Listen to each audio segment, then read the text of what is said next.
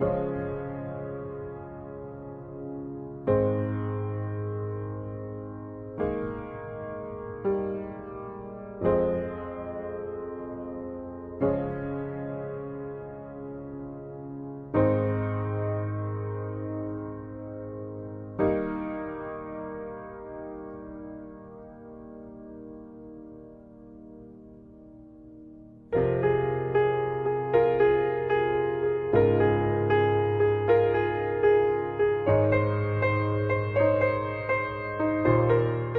think it'll affect the ski season opening and further down the line, very, very low season snow totals.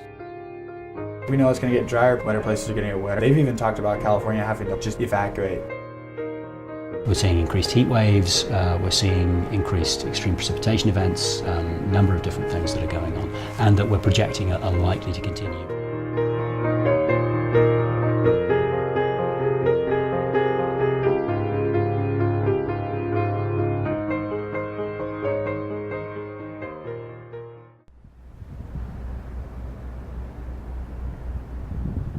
I remember sitting in Institute class one afternoon when our substitute teacher walked in to give our lesson for the day.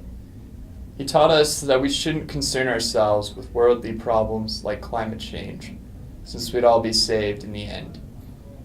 It got me thinking, is there this impassable divide between the realm of science and spirituality?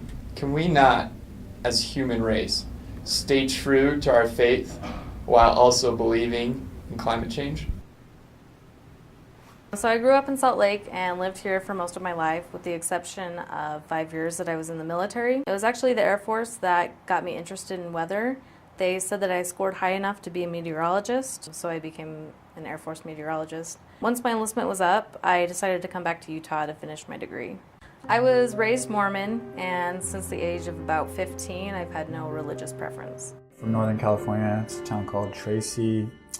It's just outside the Bay Area. I think I got into weather when I first saw snow actually in Utah. Never saw snow fall, but I had seen snow in Tahoe and stuff, so I think that, and then it was just kind of in the blood. I just kind of always was a weather geek, so.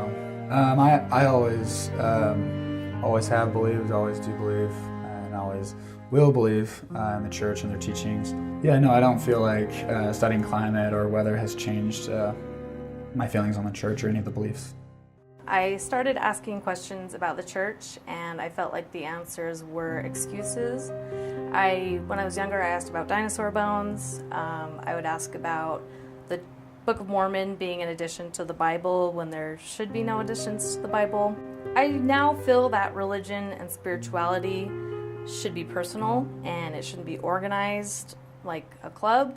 You shouldn't treat anyone else differently for what they believe, and no one has the right to interpret religion or spirituality for anyone else. I've been studying climate for about 30 years, give or take. Just the idea that there were these various different things that could push climate into one realm versus another, that just struck me as really exciting and really interesting. I'm going to tell you a story about my first foray into trying to communicate in a public setting about climate change, and it didn't go very well. And I thought, well, if I just go in and tell everybody what the science is, that'll be fine. And it turns out that's not how things work. And they already had pretty good ideas about what climate change was all about, and they knew that this Al Gore guy that had been on the movies recently was full of it, so they weren't terribly interested in hearing my side of things. And so I have had some pushback, definitely, when I've gone out into the public sphere, and I've had a little bit of pushback in class, and I welcome, actually, in all of those settings, I welcome that pushback, because I think it's really important for people to raise those questions where they have them. I've noticed that church members kind of take the interpretations from prophet, and that's what they're told to believe, so they believe that. And I feel like it's the same thing with when they're watching the news. They're watching Fox News, and Fox News tells them that climate change is fake, so they're more inclined to believe that because that's what they were told. At this point, I don't bother bringing up climate change with family members because I know how that argument will go. At first, it starts out respectful, but it turns a little bit belligerent, and if they are climate change skeptics, then they're usually just spouting off things that they've heard without actually listening to the other side of the story. I mean, yeah, I've come across disputes a couple times. The main issue that people have is that they're worried that it's a hoax and that somebody has a hidden agenda. But it's just, the argument always comes to the fact. I always ask them, and I always say, like, well,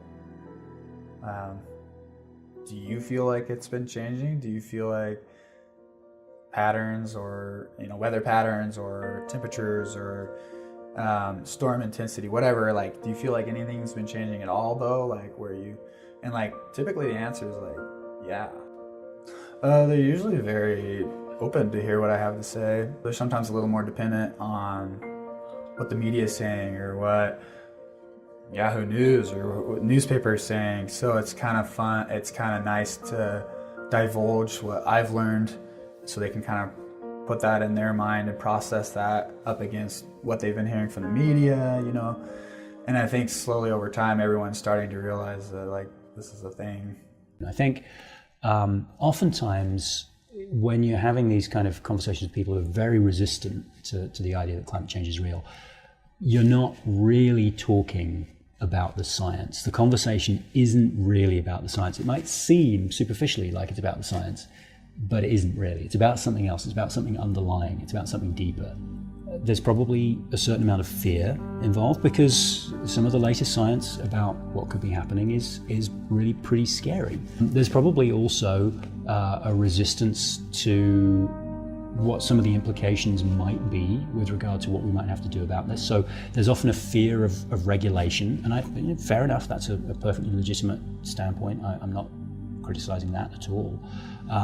But it might, if you take a few steps down the road, you think, okay, carbon dioxide if this is really the problem, then we produce carbon dioxide in so many of the things that we do. Burning fossil fuels is everywhere.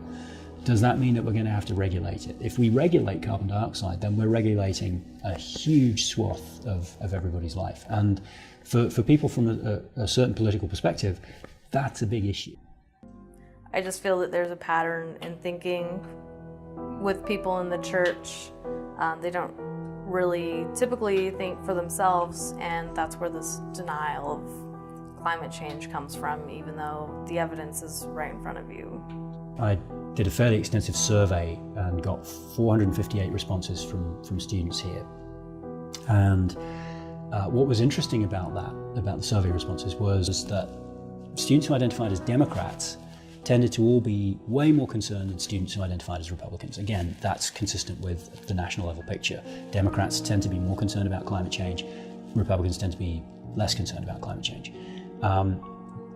But it turned out that there's very little difference in terms of the overall knowledge about climate science of the two groups. So that they know very little about climate science overall, and they're getting their concern or lack of concern from, I think it's coming from a sort of tribal identity. What was interesting, though, was Republicans who knew more about climate science were more concerned about climate change. It didn't matter with Democrats. They were all concerned whether they knew lots or whether they knew nothing.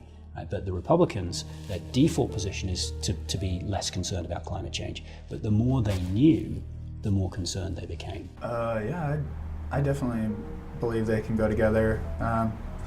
Believing in climate change and believing in the church, I think it really has an effect on. I don't think God will see you different, if that makes sense. I don't, if I believe in climate change, I don't think that's going to affect my outcome in the afterlife, or whether I'm going to live with him or not. Whatever the weather or the climate is, how am I living my life? Am I treating others with respect? Am I treating others the way they would have me? I would have them treat me. Am I keeping the commandments? Am I living the teachings? But definitely, I don't think there's any conflict between living the teachings of the church and also believing in climate change. A Psalm of David, Psalm 24, verse 1 reads, "The earth is the Lord's, and the fullness thereof, the world and those who dwell therein." Are we not, as a human race, responsible for the protection of the world we live in? Humanity has overcome great disasters through its history. Climate change representing one of the most challenging yet. Our best hope is to stand as one and face this adversity together. I will speak on the significance and uses of adversity. Some adversities are individual. Others are common to large numbers of our Heavenly Father's children. During the last decade, we have had earthquakes in Japan, California, China, Armenia, and Mexico.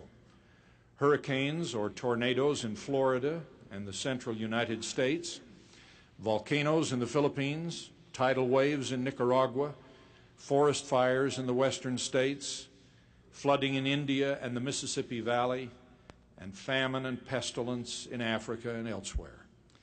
Adversity will be a constant or occasional companion for each of us throughout our lives. We cannot avoid it. The only question is how we will react to it.